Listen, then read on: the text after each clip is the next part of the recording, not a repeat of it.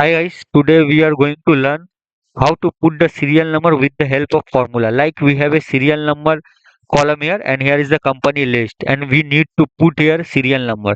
So if you will do is manually it will take more time. So what we'll do, we'll use here formula like sequence. SEQ, click on tab sequence is asking for row column. So we want to count B column, so we'll use count A formula over here. Now press on tab.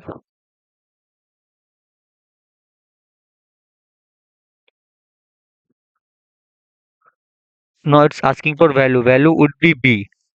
I want to calculate or I want to give the serial number with the help of B column. So just close the bracket here and give a enter.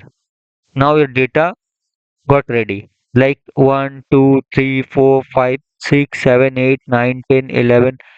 Thank you guys.